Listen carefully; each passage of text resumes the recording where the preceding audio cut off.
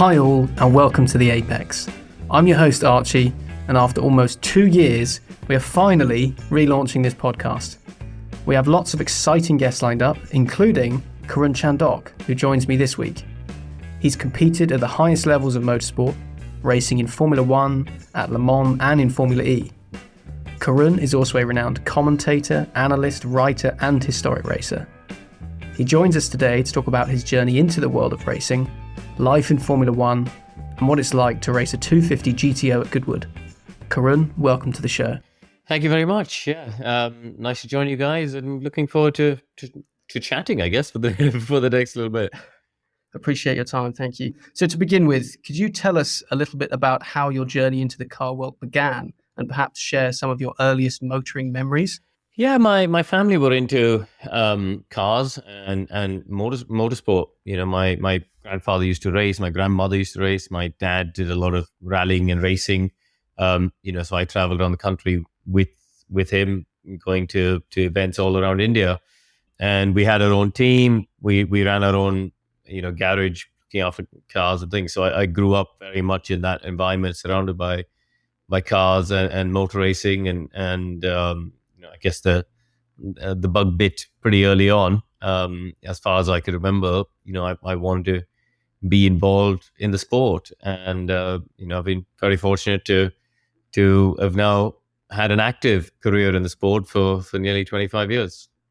How do you reflect on those early racing years in Formula Maruti and Formula Asia? They were great times, but I think it's now, looking back, you realize just how far behind in terms of the competitive level the racing in Asia is compared to Europe. I think I won the Indian Championship my first year of racing, and I won the Asian Championship in my first year of international racing when I was 16 and 17. And you sort of think, oh, this is easy. I'm on my way. It'll be fine. And then I arrived in the UK to do British F3, and you suddenly, it slaps you in the face just how competitive and how tough European racing is, and how high the standard of teams and drivers and level of preparation, and just how fast, frankly, the drivers are. There are very, very few bad drivers. So it forces you to raise your game. It forces you to have to dig deep and raise the level. So I think certainly even now, I think Japanese racing is different. I think the level in Japan has always been pretty high if you go back right to the 80s and the 90s. But I think even now the rest of Asia is at a better level than it was 20 years ago, but it's still some way behind what you see in Europe. Yeah. And I understand Bernie Ecclestone played a role in getting you onto the GP2 grid. How did that come about? Well, my father worked with Bernie on a variety of projects around TV in India and the Grand Prix in India and things like that. Bernie obviously had an interest in trying to get an Indian driver on the grid in F1, because he could see that as a market with untapped potential for F1 to reach. And so he was very instrumental in helping me around that time when I wanted to graduate to GP2 in 2007. He brokered the deal with the team, and got me onto the grid basically. And even beyond that, as the path came towards F1, I was very fortunate to have him in my corner. I think at the time he was very much running the ship as an entrepreneur, basically. It was a one-man show who ran the championship. It wasn't a board of directors and all that sort of stuff. It was Bernie ran the show. And so you definitely wanted him in your corner rather than the other way around. And I was fortunate to have that. And then going from obviously GP2, transitioning into F1, I understand you did some testing for the Red Bull F1 car. How did that sort of come about? What was that like? I was a part of the Red Bull Junior Driver Program. They at the time they had a number of drivers on that program, and so I was racing in GP2 as a Red Bull Junior, and we we got a call in, I think it was late 2007 to say that they wanted me to come and do some simulator work in Milton Keynes, where they were installing their first simulator. And it really wasn't very good. It would just make everybody ill. And I couldn't do more than a handful of laps before getting ill in the sim. And I sort of felt quite bad about it, because this is your big opportunity and you think you've squandered it. Turns out I wasn't the only one, and the race drivers, Mark Webber and David Coulthard and even Adrian Newey, were all getting a bit sick driving it. So I felt a bit better and more reassured at that point. But yeah, I think having that first test with Red Bull was pretty special. Having the opportunity to drive a Formula One car is the culmination of a dream, really, for so many people, and so many young drivers who are just punching and scrambling to try and achieve that dream of driving an F1 car. Having that dream come true is a massive day. And then obviously going into the 2010 season, you signed with Hispania Racing. Just how significant of a moment was that for you? Well, it's the next dream come true, I guess, isn't it? I think the first step is to actually have a go in the car. The next step is to get a seat on the grid. So it was a massive thing, for me, for my country as well. We've only had 2 Indian drivers on the grid in F1, even now. So to have my seat on the grid was a huge moment in my career. And it sort of it becomes a defining moment for everything you do afterwards, right? We sit here 13 years later, and most people still introduce me as a former Formula One driver. That will be the case for the rest of my life, and that so certainly getting that opportunity to drive in Grand Prix racing is a massive milestone for any driver. And I have to ask, what was the best thing about racing in F1, and what was the most frustrating thing about racing in F1?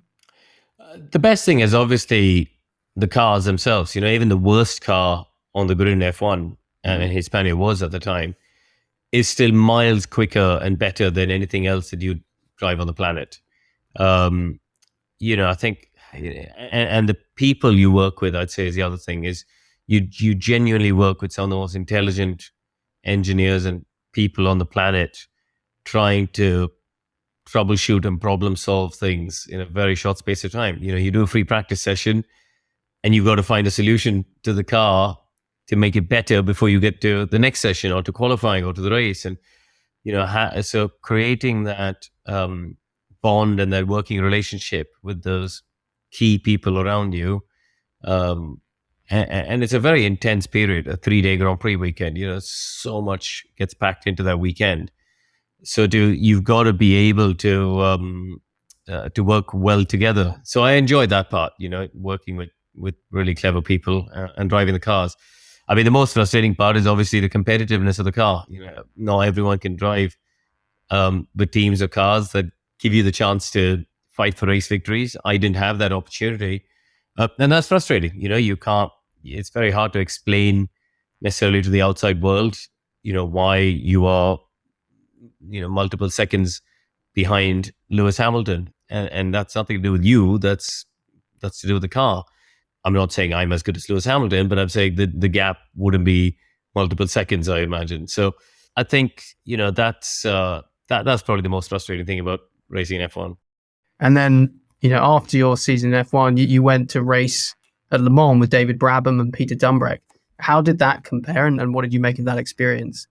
I really enjoyed sports car racing in general. I think there's that camaraderie that you have with your teammates, which is very different to F1. I think, especially when you go up the single-seater ladder from F3, F2 up to F1, the whole time, all you're doing is you're constantly thinking of yourself. You have to be selfish. You have to think of what is best for you, and your teammate becomes your number one competitor, and you're constantly trying to find ways to beat your teammate because that is the reference by which you're judged.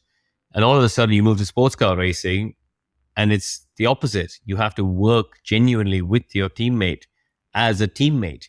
The whole word teammate it's kind of flawed really in Formula One, because you're not, you happen to be competitors who race for the same team. Whereas in sports car racing, you genuinely, you know, you need to help the other drivers, because if their performances improve, then your performance improves, your results get better. So it's a big change in mindset. And it took me a little while to get my head around that, because, I spent a lot of time in the first half of the year trying to be quicker than my teammates and constantly trying to do things better than them. And they weren't so bothered. They were just they were almost happy for me when I was doing well. And I couldn't understand that. And it's all a bit confusing, because you spend a lot of time, as I say, by that stage, I'd spent a decade racing in this sort of single-seater, selfish mindset. So that's a big change. But, Le Mans is a magical event. Anyone who's done it will tell you the same. I think there's a lot of stuff that happens before the race with, the free practice and the parade and all that stuff. It drags on for a long time. And honestly, I'm not a big fan of a lot of that, because it just feels like you're in the middle of nowhere in France for days and days on end. But the actual 24 hours, from the Saturday to the Sunday, the actual race is just amazing. It really, really is something special. And obviously you've raced in Formula E as well. Was that, again, a completely different experience to sport car racing in F1, because you're going, there's no engine feedback in those Formula E cars? What was that like? Yeah, it is a completely different way of going racing. It's a very cerebral category of racing, I think. You need to spend a lot of your energy, because the speeds aren't high, and therefore the physical G loads are not high. You're not on slick tires, so you're not actually putting in the same amount of physical effort to drive it as you would in even probably F3 or F2, frankly, let alone F1 or sports cars. But the mental load you're under to try and make sure you're hitting the energy targets and calculating the right amount of energy usage and strategizing your race to use the right energy at the right time is so complex. You just come away from the weekends with your brain fried. I wouldn't want to see or talk to anybody for a day or two afterwards, because your brain just needed to decompress all of these numbers that you had whizzing around in your head. So yeah, it was a big challenge, a different challenge. But I think on the whole, looking back, I feel proud of the fact that I competed in all three of the big world championships that we have on the planet at the moment. Yeah. And I was actually watching you race at the Goodwood Revival a couple of months back in a Ferrari 250 GTO. And I think it's fair to say that there was a little incident followed by an incredible save. What exactly happened, and what was going through your mind during those moments? Well, it was an old school engine failure, basically. The engine went pop, dumped a load of oil on a hot exhaust, and there was a big flame. So I obviously felt the heat, saw the flames, and thought, okay, I need to get off the track quickly and get stopped as quickly as I can, basically. So it seized up the rear wheels, which is why the car started to spin around. But I managed to catch it and then just steered it onto the grass. And I was just hoping there'd be some marshals nearby with some extinguishers to put it out. And fortunately, there were. So got away relatively lucky. But it's not something I want to be repeating very often. No, absolutely. I hope it was insured, that car. And what is it that you enjoy most about historic racing? Is it something you're going to plan to do more of? I did enjoy going to the Revival and the members meeting and Goodwood in general. I think, first of all, as a family event, it's a fantastic event. I think, I take my kids and my wife down there, and we just have a great time. There's great cars, great people, nice to catch up with friends. It's quite a relaxed atmosphere. And for me personally, to get the opportunity to drive so many different cars and experience so many different cars is just amazing. I think we're so lucky to have a very rich history in our sport. There's not many sports that you can look back on over 100 years almost and see such a technological evolution, really. And we can still experience those old cars. We can still experience and get some sense of what it was like for the drivers in the 50s and 60s. And I think it's important to respect that and important to learn from that. And I enjoyed spending half an hour with Derek Bell or Jackie Stewart, and just talking about when they were racing at Goodwood back in the day, or testing back at Goodwood in the day. So yeah, I think on the whole, it's just a nice way to try and respect and appreciate the past, the amazing history of our sport. And after such a successful and varied racing career, I'm curious to know what you think has been your greatest race or the race that's meant the most to you. I think the one that meant the most will always be doing your first Grand Prix. I think being on the grid in Formula One is as I said before, is an absolute dream come true. But I think doing my first Le Mans in 2012 as well, those are two very, very big milestones, I would say, in any driver's career. And is there one that you look back on thinking that was the best I've ever driven? I think, yeah, there's probably a couple. I'd say the GP2 race at Silverstone 2008.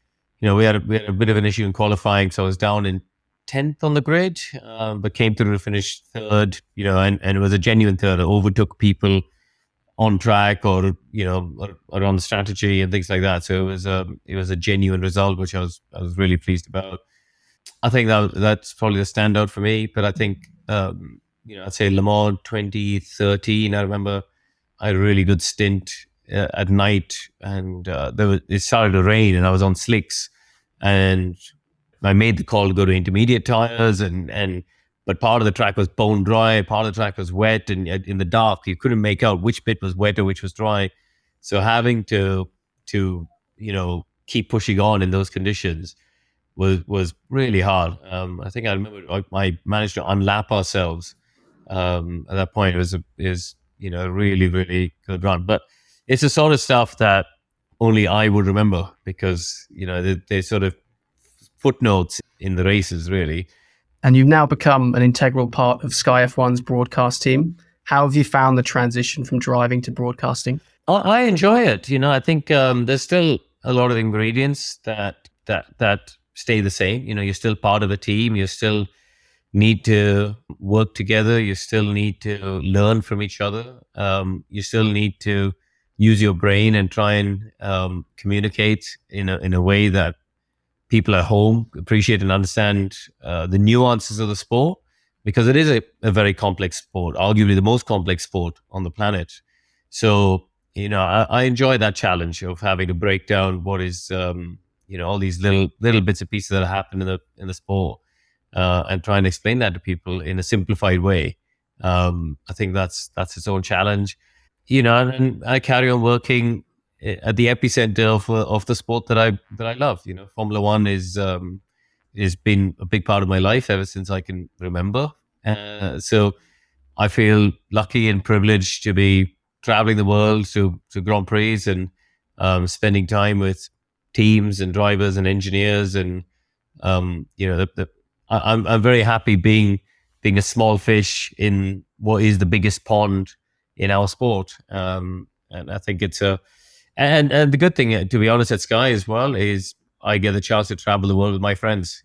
I'm Crofty and Simon and Ted and Anthony and Damon. We're all genuinely friends. We all genuinely go out for dinners together, and I think it's very rare that you get the chance to travel the world with your friends working on a sport that you love. So I think we're very lucky. And did you have your sights set on transitioning into a media type role after your racing career, or was it sort of just a natural shift? Well, actually, I sort of was doing the media stuff in parallel, to be honest. I was racing in F3. I started doing some commentary work as a source of income because, I needed to earn a bit of money. And so I was working with a broadcast out in Asia called Star Sports. And then I worked with Radio 5 Live. I did, races with beIN Sports in the Middle East. I worked with Channel 4 from 2016. So I was always doing the TV stuff. It's just the ratio of driving to TV changed completely the other way around. So yeah, I think for me, I've enjoyed doing the TV stuff. I think it's, we just have such an interesting sport. And it's even in a year where Max Verstappen's dominating everything and people perceive things as being boring, I still think it's been a really interesting year. There's been lots going on, and there's lots to get into and lots to talk about, and lots of stories that still get me excited to go to the track every week. And I think that's why I do what I do. Yeah, absolutely. We are coming up on time, so I'm just going to ask a few quick fire questions, if I may. As a motorsport fan, what sort of racing do you enjoy watching the most? Is it F1, touring cars, endurance racing? It'll always be Formula One for me. I think F1 is the pinnacle of the sport. I enjoy watching IndyCar. I think the racing is good. I'm a big MotoGP fan. I try and watch as much of the MotoGPs as I can. It's a bit tricky now with the sprint races as well. There's a lot of racing. But listen, I enjoy all forms of racing. But if I have to pick one, my first love will always be F1. And do you have an all-time favorite racing driver? As a kid growing up, it was Alain Prost. Was my sort of childhood hero growing up. I would say I would also choose Mario Andretti and Jim Clark. As I've gotten older and you read up more and more about these drivers, you just realize how amazing and versatile they were. And frankly, that's why I enjoy going to places like Goodwood, because it sort of reminds you of what people like Mario. Mario would compete in 2 races on 2 sides of the Atlantic on the same weekend. It's madness. And Jimmy Clark would go and race 3 or 4 races on a weekend. And that is quite extraordinary, really. And they were so successful at what they did. So yeah, I think those are the 3 names that always jump in my head. And do you have a dream 3-car garage? I would say a Ferrari F40, an Aston Martin DB5, and probably an Audi RS6 Estate, because I love an estate, so I can chuck all the kids' junk in it and take them to the park and all that sort of stuff. That's a very, very good 3-car garage. Definitely approve of that. Unfortunately, that is all we have time for. So that just leaves me to thank you very much, Karun, for your time today. That was an awesome chat. Thank you. No problem. Happy to join you.